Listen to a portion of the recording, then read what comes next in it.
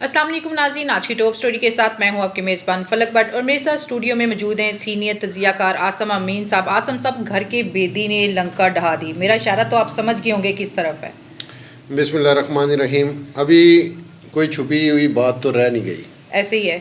आपका इशारा मैं तो समझ गया, लेकिन मैं अपनी नाज़रीन को भी बता चलूँ, आपका इशारा मौलाना फजलुर रहमान की तरफ था। बिल्कुल।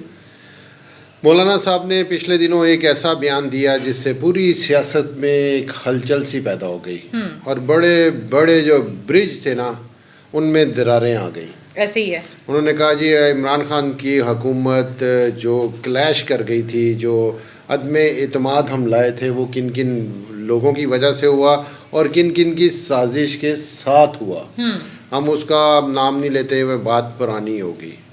उसके साथ साथ उनका कल एक नया बयान आया, वो भी मैं आपको बताता चलूँ कि लोंडे लपाड़े जो नून लीग के सोशल मीडिया वाले थे, उन्होंने बहुत सारी तनकीद जो उनसे फजलुर रहमान पे शुरू कर दी थी, जिससे मौलाना फजलुर रहमान ने कल एक और बयान जारी किया। उन्होंने कहा नून लीग और पीपल पार्टी बाज आ जाओ, नहीं तो मैं पब्लिक को ये भी बता दूंगा कि इमरान खान पे जो हमला हुआ था वो किसने करवाया था और किसके कहने पे हुआ था। बिल्कुल।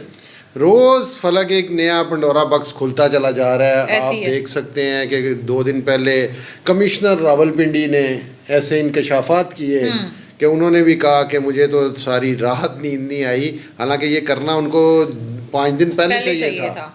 लेकिन चलो देर आए दुरुस्त आए। उन्होंने कहा कि मैं खुदकुशी करना चाह रहा था। उनका ज़मीर जाग गया कि उन्होंने कहा जी मेरे मरने से अच्छा है कि मैं आवाम को बताऊं कि क्या क्या मेरे नाक के नीचे हुआ और किस किस ने क्या क्या किया।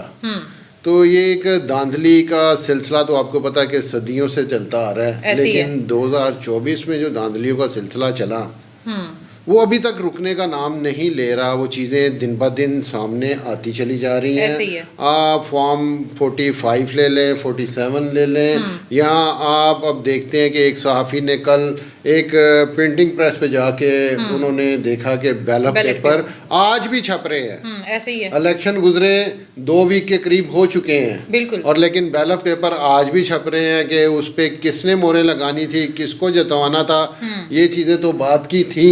ऐसे ही है। लेकिन अब ज़माना जो उनसे चेंज होता चला गया है, अब चीज़ों को छुपाना ना मुश्किल होता चला जा रहा है। तो ये सारी सूरत हाल है। हम तो दुआ गो हैं कि अल्लाह ताला हमारे मुल्क पे रहम फरमाई, फजल फरमाना। अच्छा आसम साहब, धांधली के शोर में हुकूमत साजी का जो अमल जारी है, आपको क्या लगता है कि कौन हुकूमत बनाएगा? अच्छा चले, आज मैं आपको एक बात बताता हूँ कि जो कुछ हुआ, जैसे भी इलेक्शन हुए, पीपल पार्टी की मौज लग गई है। बिल्कुल ऐसे ही है। उन्होंने नून लीग को रगड़ दिया है और ऐसा काबू किया है कि नून लीग की अब चीखें निकलना शुरू हो गई हैं। ऐसे ही है।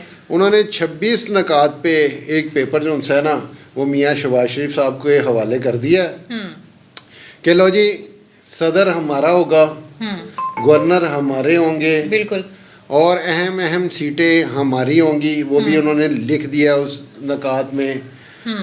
जो कराची का तरक्याती बजट होगा वो आप हमें देंगे, MQM को नहीं देंगे। ऐसे ही है। फिर उसके अलावा जो की पोस्टें हैं IG जो उनसे हम लगाएंगे, हम जो नाम देंगे वो आप पोस्टिंग करवाएंगे, RPO DPO हमारे लगेंगे। ऐसे ही है। और ऐसी बहुत सारी शराइत जो सी ना उन्होंने नून लीग के हाथ में थमा दी है। ऐसे ही है कि अगर आपने हमसे हुकूमत हमारे साथ मिलके हुकूमत चलानी है तो इस मरतबा आपको ये शराइत जो सी है माननी पड़ेगी। आसम साहब, यहाँ पे एक बात ऐड करती जो बिलावल साहब ने जो स्टेटमेंट दी है कि 3 साल नून लीग की हुकूमत जो है वो हुकूमत करेगी और 2 साल पीपल्स पार्टी, इसमें कितनी सच्चाई है?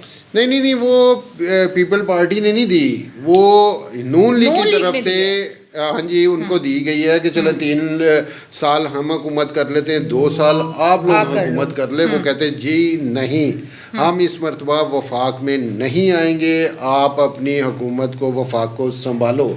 लेकिन आपको जो मैं अब बात बताने लगा हूँ कि नून लीग के बहुत बड़े बड़े लोगों ने ये फैसला किया है, जिसमें उनके अपने कमेटी के लोग हैं। उन्होंने नवाज शरीफ साहब, उन्होंने शहबाज शरीफ साहब को कहा है कि आप सिर्फ और सिर्फ पंजाब ले लें, बाकी वफाक आप छोड़ दें, کیونکہ وفاق آپ نے لے لیا، عمران خان آپ کو چھوڑے گا نہیں، اگر وہ اپوزیشن میں بیٹھ گیا آپ کی اینٹ سے اینٹ بجا دے گا، کیونکہ آپ کی پھر حکومت جو بننی ہے وہ پی ڈی ایم پارٹ 2 بننی ہے. ایسی ہے. تو کچھ زرداری صاحب آپ سے اتنی بڑی بڑی فرمائشیں کر رہے ہیں، اور باقی جو چھوٹی چھوٹی سیٹوں والوں نے انہوں نے آپ کو نہیں چھوڑنا، انہوں نے اپنی سیٹیں لینی ہیں، اور کرپشن سب نے کرنی ہے. لوگوں کے جو ہاتھ ہوں گے وہ ہمارے گریبانوں پہ ہوں گے. بالکل. تو ابھی بہت زیادہ کھچڑی بن چکی ہے. اچھا اسم جو بلاول بھٹو صاحب نے کہا کہ 2 سیٹیں ہیں، 1 سیٹ میں چھوڑ رہا ہوں فضل الرحمان کے لیے، کیا کہیں گے؟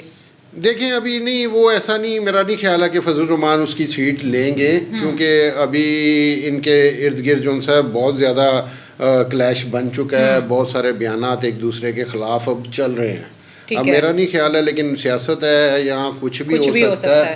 تو اللہ تعالیٰ بہتر کرے. ہم تو دعا گو ہیں کہ جلد سے جلد یہ حکومت سازی کا عمل کمپلیٹ ہو اور غریب آدمی کو ریلیف مل سکے.